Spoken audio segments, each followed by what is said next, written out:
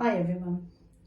We are looking at the section on slaves and their masters in Paul O'Gooder's book on parables.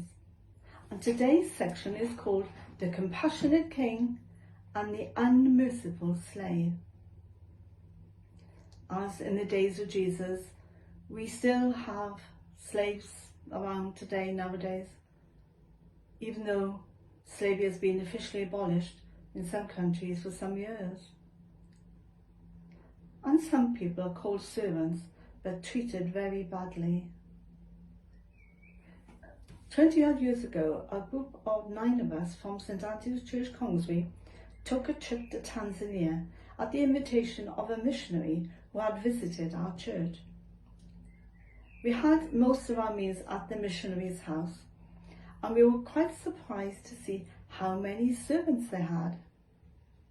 But what was even more surprising was that the servants had servants of their own. And we were informed there would have been no other way for these people to have been employed otherwise. And so they would not have been able to have earned a wage. They were happy to be servants and they were treated well. The parable from Matthew 18:21 to 35 is about a king who was owed money by his slave and who could have had him and all his family sold for repayment. But he showed compassion when the slave begged for patience to repay. Now the trouble was that this slave asked for a much smaller amount to be repaid by a fellow slave, and he showed no compassion and no mercy, and he threw him into prison until he could pay him back.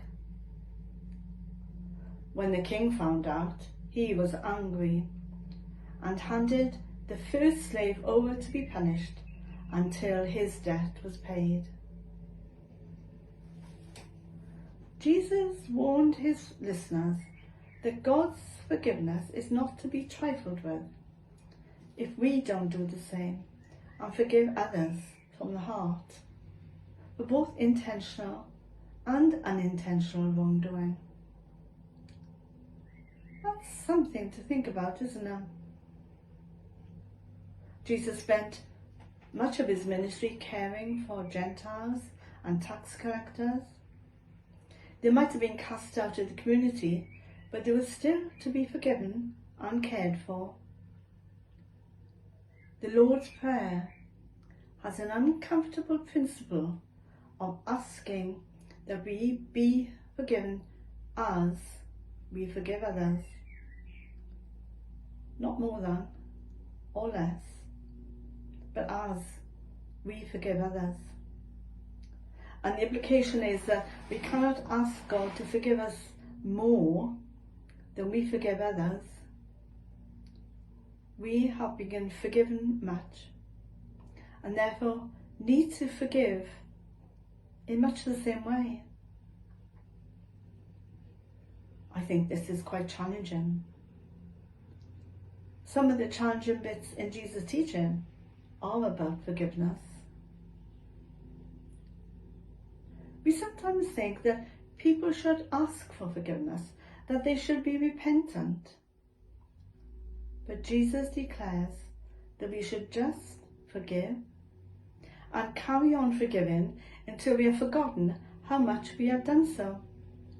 Not 7 times, but 70 times 7 and more. That does not mean that they will not be held to account. But we need to forgive them. And in the same way, we hope to receive forgiveness when we do wrong or slip up. And actually, Jesus didn't tell us how to do it. He didn't say do it when you feel like doing it. He just told us to do it.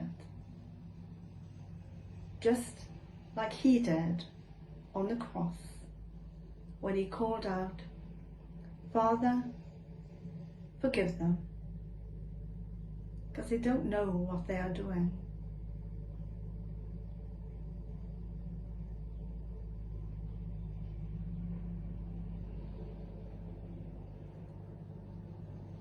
So that's it for today.